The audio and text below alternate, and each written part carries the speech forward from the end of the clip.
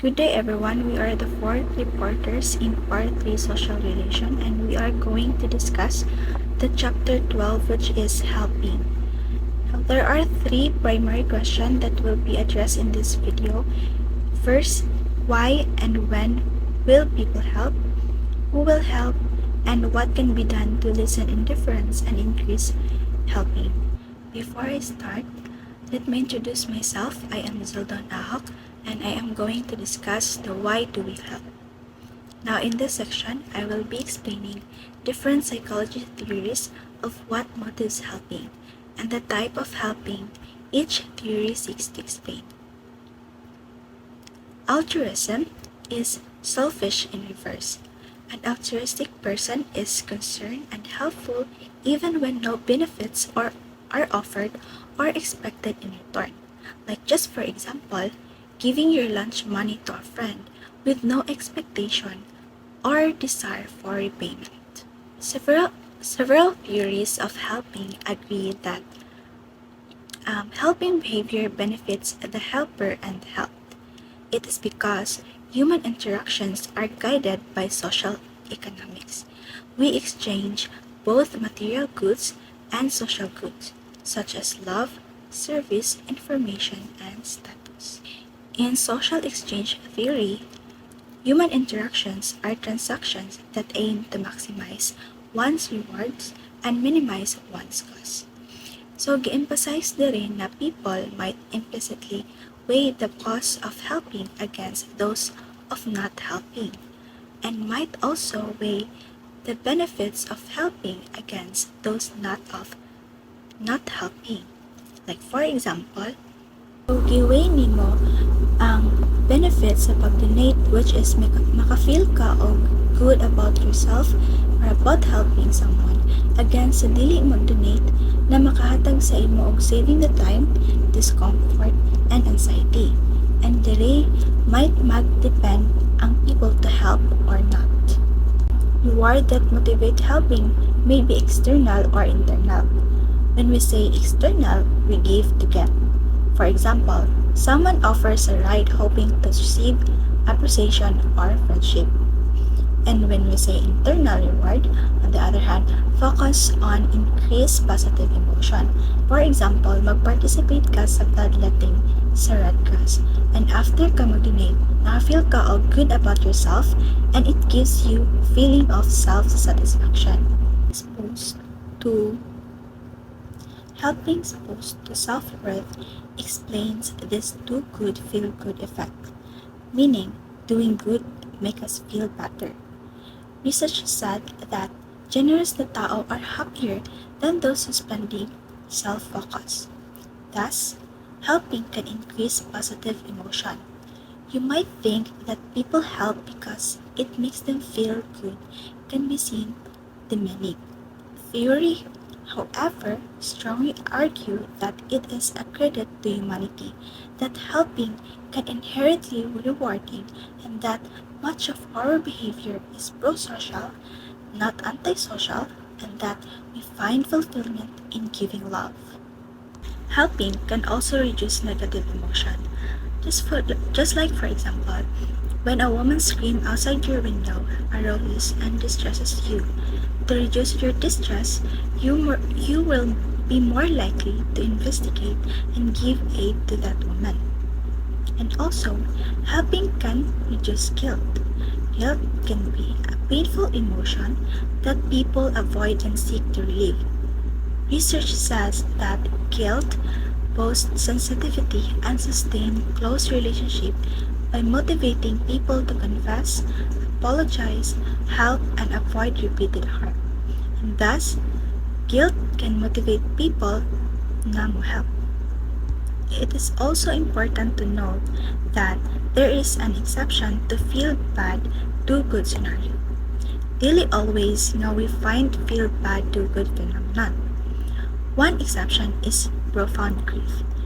Example na ay namatyan and they undergo a period intense of self-preoccupation which restrains giving to others or help other people.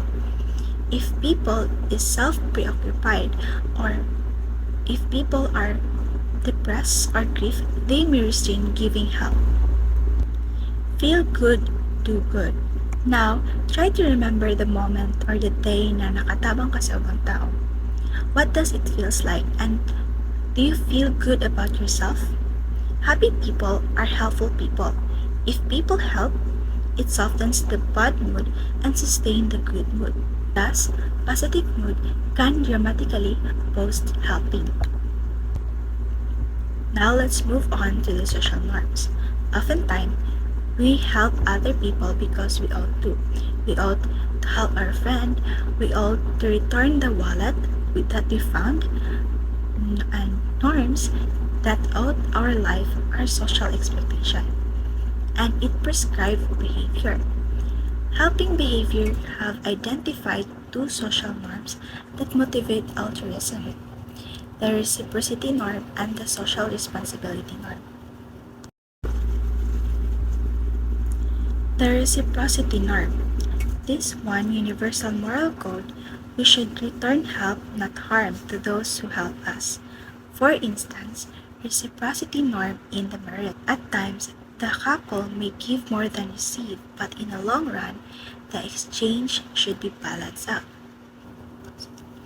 Take note that to receive without giving in return violate the reciprocity norm. The reciprocity within social networks help define the social capital, which means the mutual support and cooperation enabled by a social network. For example, neighbors keeping an eye on one another's home. Now in social responsibility norm, it emphasizes that people should help those who need help without regard to future exchange. For example, nahulog na book and you honor the social responsibility norm as you pick it up. So Western countries, they usually apply the social responsibility norm, selective to those who need appears not to be due to their own negligence. If someone seemed to have created their own problem, or like because of their immorality or laziness, norm suggests that they don't deserve help, since norm seems to be give people what they deserve. Thus, response closely tied to attribution. It says here na if we attribute to the need to the person choices, fairness does not require us to help. We say it's the person's own fault. In Gender and Receiving Help, Alice Eggley and Maureen Coley found that women receive more help. Women also offered help equally to male and females, whereas men offered more help when the person in need were females. It also said that ang mga babae daw, they are not only receive more offers of help but also seek more help. Nadler claimed that women are more collectivistic and thus mas willing sila mo-ask others to help. Evolutionary theory also gave an explanation of helping. Evolutionary psychology contended that life essence is gen survival. Evolutionary success does come from cooperation. We exhibit multiple mechanisms for overcoming selfishness, kin selection, reciprocity, and group selection. In kin selection, this implies that our gene dispose us to care for our relatives. So like we have selected altruism toward one close relative to enhance the survival of mutually shared genes. In reciprocity, just like what I have mentioned earlier, that an organism help another because it expects help in return. This will work in small, isolated group. Because of small number of people, they will often see each other, then mas easily sila makapangayo o favor. Next is the group selection. You might wondering, why bees and ants will labor sacrificially for for their colony survival, or why soldiers throw themselves on grenades. It is because of group selection. Many will sacrifice para lang makasurvive ang members or people in their group. Let us now compare the three theories, which is social exchange, social norm, and evolutionary. The three theories have different level of explanation of helping. As you can see in the table, the evolutionary provide biological explanation of helping, and its externally rewarded helping is reciprocity. And in altruistic helping is the key in selection. It is also said that when the evolutionary view is correct, then our genetic predisposition should manifest themselves in psychological and sociological phenomena. So, while it is possible to critique each one for relying on speculative or retrospective reasoning, they all offer a logical framework for compiling observation of prosocial conduct. Next is the genuine altruism and empathy. First, let's define the empathy. Empathy is like putting oneself in another's shoes. We have the ability to understand the feelings of others. Batson theorized that our willingness to help is influenced by both self-serving and selfless consideration. When we feel empathy, we focus not so much on our own distress as on that on the sufferer. For example, na very serious na problem imong friend, and while listening to your friend, you feel his or her distress kaysa sa imong distress. And when we value another's welfare, perceive the person as needing help, and takes the person's perspective, we feel empathic concern. Empathic people identify with someone else's distress. They want to help them. This is a random act of kindness approach to altruism. And without empathy, people's motives to help is reducing their own distress. And na possibility that people will escape the situation, however, naas a possibility na they will go out of their way para ma-aid that person. In terms in genuine altruism, Mark Scaler and Robert Cialdini doubt the kind of empathy that I have mentioned earlier. Genuine altruism arises when people with their empathy aroused will help when they believe no one will know about their helping, and their concern continues until someone has been helped. If their effort to help are unsuccessful, they will feel bad about it even if it is not their fault. And bisan pag mo arises ang ilahang distress from mood-fixing drug, ang genuine altruistic person will still persist in wanting to help a suffering person. When will we help? So when it comes to helping behavior, it is indeed influenced by various factors, including the number and behavior of bystanders, mood states, and individual traits and values. And now, let's break it down some factors that influence when it comes to helping others. So the first factor that we have is the number of bystanders. Several situational influence work to inhibit or to encourage altruism. As the number of bystanders at an emergency increases, any given bystanders is most likely to notice the incidents or are less likely to notice the incidents and less likely to interpret it as an emergency.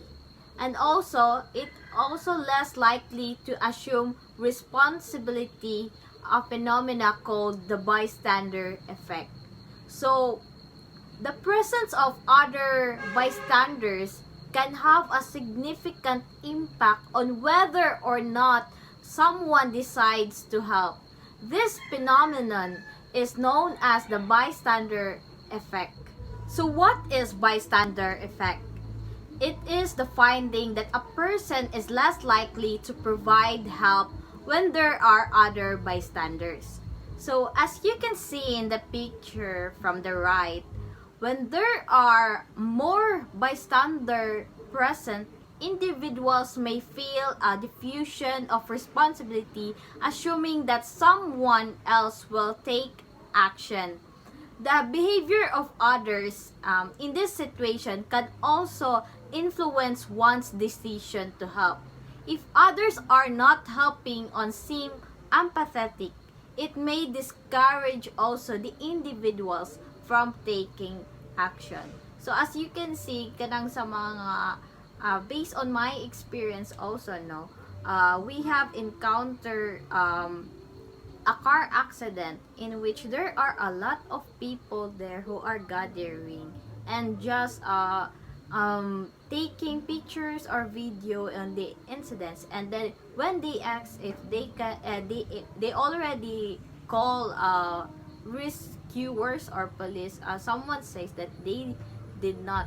So from its perspective, now we can see that as the number of people in that area or number of people in that situation, some may think na ay sige sila na lang mag-help ana since it is daghan na bitaw og mga tawo. So that is some factors of bystander effect. So next factor is helping when someone else does. Across 88 studies of more than 25,000 people were more likely to help when they saw other helping. Some example of this are the Los Angeles drivers were more likely to offer help to a female driver with a flat tire if a quarter mile earlier had witnessed someone helping another woman change a tire. Similarly, also to New Jersey Christmas shoppers were more likely to drop money in a Salvation Army kettle if they had just seen someone else do the same. So, yes, we tend to influence to help if others are also seen us that they are helping. Just like the examples there, the Los Angeles driver, they are more likely to help women changing attire when they also seen other men helping this woman. So they also tend to influence to help this woman or to help this person because we witness or see others that they are helping also. Another factor is time pressure. So in the study of Darley and Baxton in 1973, which is often called the Good Samaritan experiment, aimed to investigate the impact of time pressure on helping behavior. This experiment highlights the impact of time pressure on helping behavior when individuals feel in a hurry or under time constraint. They tend to prioritize their own goals and objectives over helping others. The sense of urgency created by the time pressure can cause individuals to become more self-focused and less able to see the needs of others in their environment. So, from my personal experience, so when we say time pressure, we tend to less likely to help if gadali ta or something like pressured ta sa time, and we are more focused on what is more prioritized for us or what it is more of our goals than helping others. Last factor is similarity. Miller and his colleagues found that individuals were more likely to help someone in need when they perceived that person to be similar to themselves, even controlling for other factors such as gender, race, and age. When we perceive someone to be similar to us, we are more likely to feel a sense of connectedness and feel a greater empathy, which can increase a sense of obligation or responsibility to help. So, in this case, we tend to help someone now that have a similar characteristic or similar experience to us, because we can relate ourselves to us. That's why we influence to help them. Hello everyone, I am Angela Mayawayan and I will be discussing about the traits and values that predicts helping. So, naay internal and external influences nga maka-affect sa imong decision making sa pagtabang. First, internal nga influence kay guilt, in which pag nakay mali nga gihimo ani nga person, ay imong will nga motabang kay kanang mas ma-ignite kay gusto nimo mag-make up sa imong sala. And then mood, some people nga naa sa bad mood kay dili sila mutabang kay of course wala sila gana mutabang, while some people nga nasa bad mood kay gusto sila mutabang para ma-okay sila, para ma-feel good sila, muna lang like coping mechanism para like ma-okay sila. And external influences na yung social norms, number of bystander, like kaning sa public, and like naay nakuyapan, and you're an introverted. So, like sa ang number sa tao nga nagtipok ana, kay maka-affect sa imong decision making, kumutabang pa ba ka, kay basi mas makulbaan ka, ikaw pa ang tabangonon. And then like, sa time pressure, like kung na ba kay ginaapas or na kay due, nga himuon or naa ba kay need nga adtuan or late na baka maka-affect na siya sa imong decision making. And ang similarity, like kanang if same ba mo og struggles nga gakaagian. The next one is the effect of personality on altruism. So as humans, we have individualities or different personalities, and these individualities in helpfulness varies over time or persist over time. Like some people tumata pa sila like at a young age kay ma-practice na nila ang helpfulness sa klase, wala nag-recess or wala pang snack, kay of course natagan nila, mag-share sila. And some people are reliably helpful lang jud, like in nature helpful lang jud kay sila. There's this study ila Brethel and Horwitz, if I'm pronouncing it right. Ang brain daw sa tao nga kanang ga-demonstrate og extraordinary altruism kay kanang reactive daw sa pain sa uban. Like kato yung extraordinary altruism nga gihimo kay nag-donate siya og kidney sa stranger. So kana daw kay reactive daw kay yung brain sa pain sa uban. And then the next one is agreeableness. Mo dyan siya ang makapredict sa willingness sa isa ka tawo nga motabang, because this is an indicative of someone who highly values getting along with others. And people who are narcissistic or psychopaths, kay they are less likely to help or they are less likely to be empaths. So therefore, they are low in agreeableness. And next kay personality influences how people react on particular situations. Of course, people who are high in self-monitoring, kay they are most likely to help, and people who are low in self-monitoring is not likely to help. These people who are high in self-monitoring, mo ni sila ang mga people pleaser, in which kanang feeling nila if mag-help sila kay it will be socially rewarded. And people who are low in self-monitoring, kay mo ni silang mga walay pake sa mga social reward. Status and social class affects altruism. With this said, unsa ka nga social class ang mas mutabang jud or like mag-exert og effort to help other people. So less privileged people po daw kay very sensitive sa gaka-feel sa uban, and kanang dali ra bitaw sila maka-judge sa atmosphere if like kaning nga tao na problema. So this is because less privileged people kay mas compassionate daw sila, since dili sila entitled og mga special treatments, unlike daw sa mga privileged people. With that said, kay ang studies niya given makakonclude nga ang mga stereotypes sa mga rich persons or sa mga privileged persons kay somewhat true, since kanang mas sensitive ang mga less privileged, since wala sila naka-experience og same nga special treatments nga naka-experience sa mga privileged people. So, the effects of personality or gender kay magdepende jud sa situation. Men are most likely to participate or to help other people in risky situations like kan masunugan sila jud maghakwat og tubig or kanang magmutabang sila og hakwat og mga gamit or kanang sa pag naimasnatchan sila jud mutabang og dagan. So in safer situations, women are most likely to volunteer for work or to spend time with people with developmental disabilities. Or when faced with a friend's problem, women are most likely to respond with greater empathy. Thus, men have been observed to help more in dangerous situations, while women are more likely to be volunteers or charitable givers.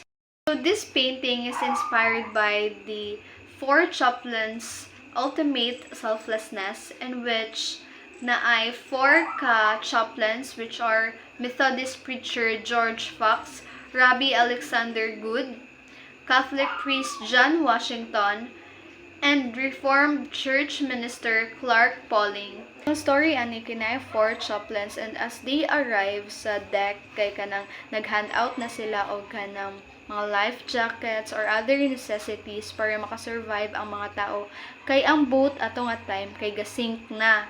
And then kanang ginaguide po nila ang mga tao sa boating stations or kanang para maka-evacuate. Tapos si Private William kay nadunggan niya ang mga chaplains, ang four chaplains nga ga-preach bitaw or ga-encourage og mga tao nga dili mawala ang pag-asa inana, and that led him nga si Private William nga mag-swim sa rift ay mag-swim sa waters and then padulong dito sa life raft para ma-save siya. And then sa same boat si Grady Clark kay like na-amaze jud siya nga nakita ang mga four chaplains kay nag-hand out na sa last life jackets para naunta to sa ilaha. Like ilahang gi-sacrifice ang ilahang own life jackets for them to be able to save other people. And then as Clark slipped into the waters, nag-look back siya, nakita ang four chaplains nga nagstand dito sa boat, ang ilahang arms kay linked, and then nagpray sila sa ilahang different languages like Latin, English, Hebrew, and other. Wala dyan na-survive bisag isa sa mga chaplains. So the world's largest religions, Christianity, Islam, Hinduism, and Buddhism, it all teaches compassion and charity. Religious faith predicts altruism as reflected in voluntarism and charitable contributions. So the religiously committed people have reported volunteering more hours, tutors, relief workers, and campaigners for social justice than have the people who are religiously uncommitted. So it is reported that the religiously committed people have been volunteering more hours, tutors, relief workers, and been campaigners for social justice than people who are religiously uncommitted. So this means that ang mga tao jud daw nga kanang religiously affiliated kay mas more likely gatabang sila kaysa sa mga tao nga wala. So, how can we increase helping? Since we want to understand human behavior, this would also suggest that we want to find ways to improve it. Now, one way to promote altruism being the quality of or behavior of wanting to help someone without expecting anything in return. Now, one way to promote altruism is to reverse the factors that decrease it. So let's say mga people people that are preoccupied. These kind of people are less likely to pay attention and help. So how do we make it that they slow down and so that they can pay their attention outwards? Similarly, if the presence of others reduces our sense of responsibility, how do we make it so that that sense of responsibility is enhanced? Those are the kind of questions that this part will be tackling. So, how can we increase helping? So, helping might be increased by reversing factors that inhibit helping, by teaching norms of helping, and by socializing people to see themselves as helpful. So, this will be expanded upon as we move through the topic. But the first way to increase helping is to reduce ambiguity, increase responsibility. Now, ambiguity means something that is open to multiple interpretations. So, usually situations nga required ng helping, kay they're open to multiple interpretations. So, usually, di ba mga, kung na may makita, something, dili mo mulihok there. So, because, uh, what if it's not the kind of situation you expect it to be? Maulawan ra ka. So, if we were somehow able to reduce the number of interpretations, it would be more, it would, the person na mag-observe would be more likely to help. So, this was tested in an experiment. So there are mga signs that warn others of shoplifters, like magbantay sila of shoplifters. And sa other nga stores, napoy mga bystanders. So both of these factors, the signs and the bystanders, they both reduce ambiguity. So if like a customer sees someone magpunit og item then ibutang diri sa iyang bag, then they are more likely nga they will be more likely to report it to the police, di ba? Nga, hala, nga sila'y nag-shoplift siya. So, same po sa bystanders nga point out sa mga shoplifters. So, if na mo point out sa shoplifter, na uban nga moingon nga, oo, ato po siya dapat i-report sa police. So, both the signs and the bystanders, they reduce the number of interpretations nga possible. So that's what it means to reduce ambiguity, increase responsibility. So now we have personalized appeal. So the potency of personal influence is strong, like for a blood donor. A person is more likely to donate blood if an invitation na mag-donate of blood comes from someone they know or it was personally spoken to them, no? Saying, hey, you should donate blood. This is more effective than kaysa makakita lang sila sa poster. Nga, donate blood now. It's not going to be the same level of kanang maka-convince sila to donate the blood. Then we also have personalized non-verbal appeals. These are also effective. Like let's say, manghitch ka.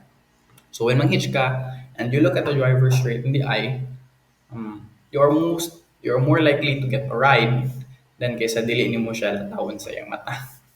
So yeah, there's that. So then we also have reduced anonymity makes a person more likely to offer aid.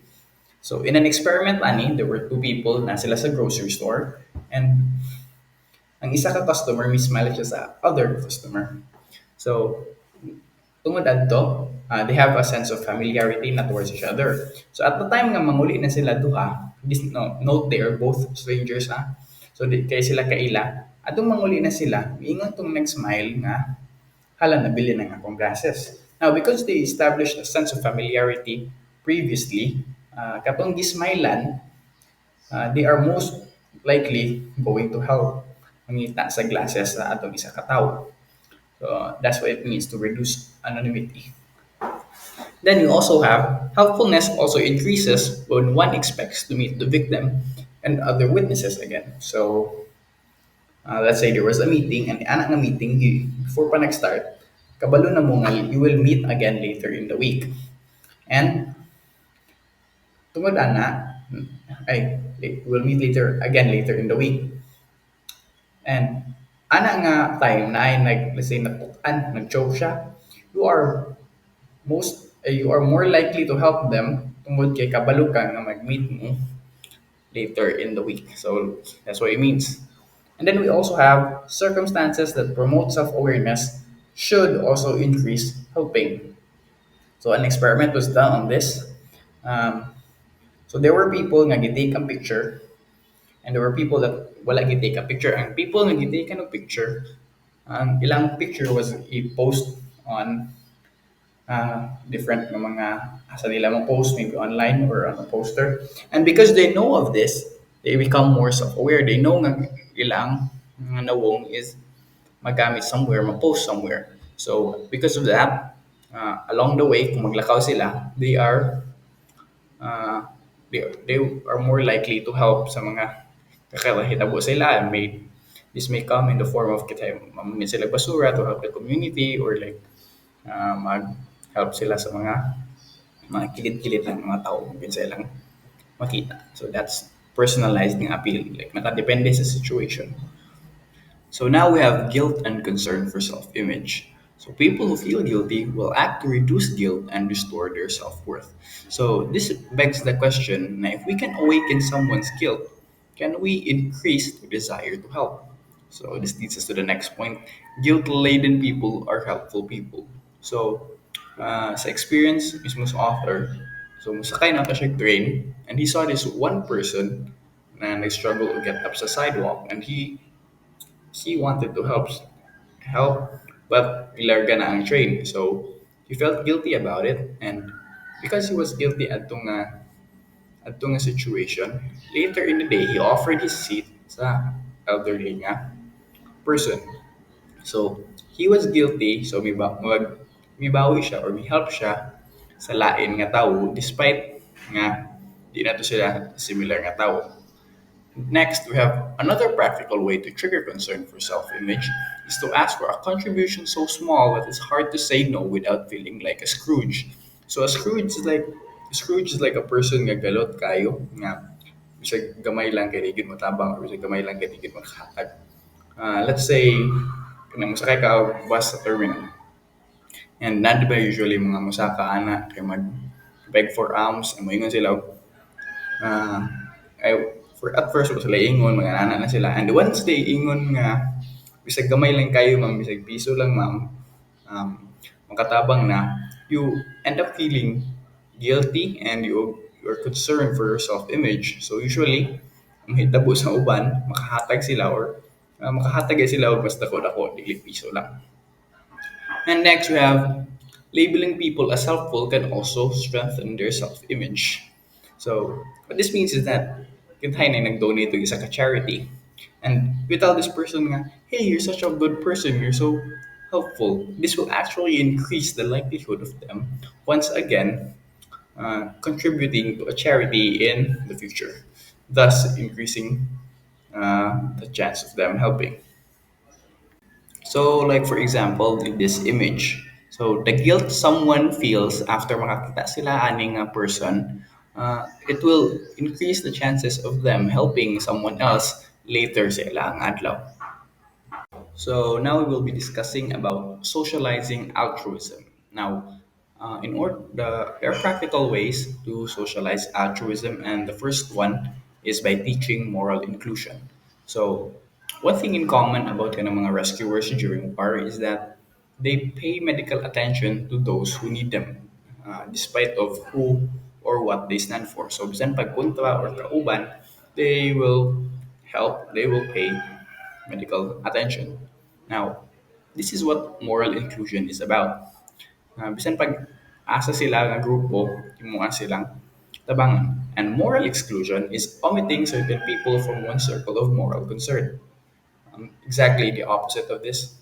And usually it has the opposite effect from, because it justifies harm and uh, ranging from siguro racism to genocide. To a lesser extent, moral exclusion describes those of us who concentrate our concerns, favors, and financial inheritance upon our people. Our people meaning those nga more na lang sa ato ang grupo, like our siguro those directly related to us, those we call friends, inana. So, more like kana lang ato ang mga tao nga willing tabangan. Exclusion also describes restrictions in the public empathy for the human costs of war. So, like for example, the America versus Vietnam War, Americans are saddened by the fact that 58,000 Americans died at the war. However, they are unaffected and are ignorant nga 2 million ka Vietnamese ang nawala ato nga panahon. Therefore, the first step towards socializing altruism is to counter the in-group bias favoring kin and tribe by personalizing and broadening the range and people whose well-being should concern us. So, this is kind of what religion tries to preach. Now, we all belong in a single brotherhood or sisterhood. We all belong in the same group, and that we should help each other. And in order for someone, and you know how the saying, do unto others what you want others to do unto you. In order for this to actually happen, one must take the perspective of another. So another way is by modeling altruism. There are two ways to model altruism. The first one being real life modeling. So if we see or read about someone helping, we become more likely to offer assistance. Now an experiment was done on this and I duha ka women, I duha ka mga groups of women and they were the other group were given something to read about someone helping another person. And those women and nakaread adto, they were uh, more likely to help. Their chances of them helping increased. So in a way, it is better to publicize positive things than it is to publicize negative things. Like for example, mag-hinlo o mag-recycle or mag-help sa poor na. Kay, in another experiment where it's called the Petrified Forest National Park. Now, in this park, of course, the visitors are told not to pick up any kind of petrified wood. So, if ignorant sa employees nga the visitors before them did not do anything, did not pick up any kind of remains ng inana, then they are more likely to do the same. So, that's what it means nga kay kabalungan sila nga ang katong previous group sila help the park by doing what they did, then they will try to do the same. Now, brief nudges about norms can also be effective. So usually the question nga, what do you think is the right thing to do? Now, this can actually lead someone to donate like 50% more sa charity. So, in the same way, media modeling uh, works the same way. So, pro-social TV models have a greater effect than anti-social models. So, ang mga like mga shows or mga casts nga kanang positive ang ila ang more gina-advertise now, these actually have a greater effect than those nga mga negative. Now this isn't actually exclusive only to TV nga mga models. There's also other ways like video games, like kanang sa mga there's a game called Lemmings where you help a bunch of lemmings nga di sila mamatay. So this increases empathy and this actually was shown to increase empathy in children.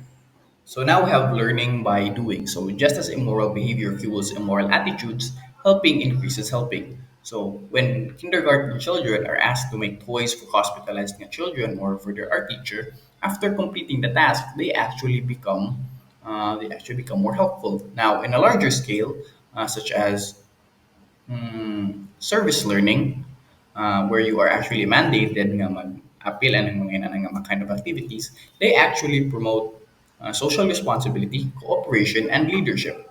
So what ends up happening is attitude follows behavior. When one thinks they are caring and helpful, they will actually become helpful. So next we have learning about bystander intervention.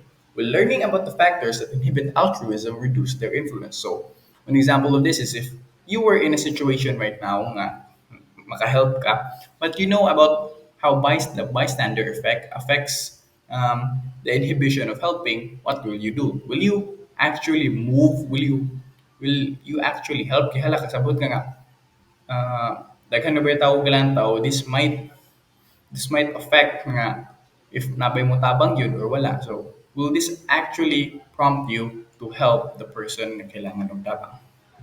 So, to conclude, we can review how we can increase helping.